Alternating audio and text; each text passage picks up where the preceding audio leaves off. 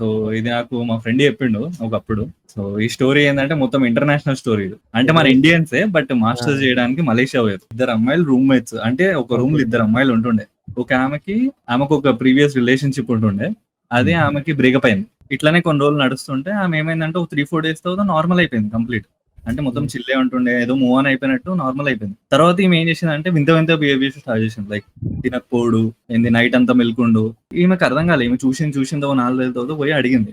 అసలు ఏంది, ఏమైతుంది నీకు, ఎందుకు ఇట్లా చేస్తున్నావు అని అడిగింది. అని అడిగితే ఆమె ఏం చెప్పిందంటే, యాక్చువల్గా నేను ఆ డిప్రెషన్ లో ఉండే కదా, అప్పుడు నాకు ఒక అతను పరిచయం అయ్యిండు ఆన్లైన్ ఈ పాయింట్ గుర్తుపెట్టుకోవాలి. ఆన్లైన్ వాడు పరిచయం అయ్యి వాడు ఈమెను మోటివేట్ చేసి దానిలోకి బయటికి తీసుకొచ్చాడు డిప్రెషన్ లోకి.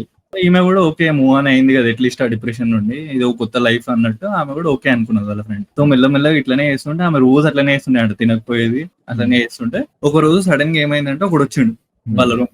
ఆ ఇంకో ఫ్రెండ్ ఎవరైతే ఉన్నదో ఆమె అడిగింది, ఎవడు ఎందుకు వచ్చి ఈయన ఎవరు అని అడిగిందంట.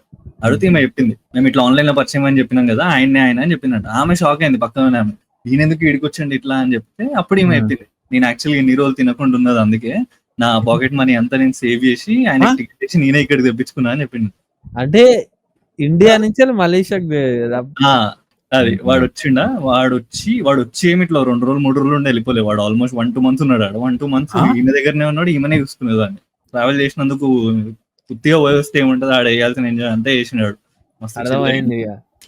ఇక అది మీ ఊహకి వదిలేస్తున్నది, వాడు ఏం చేసిండు ఏం కథలు అంతా అయిపోయింది. 2 months మంచిగా ఎంజాయ్ చేశారు. పోయేటప్పుడు ఇక స్టార్ట్ అయింది.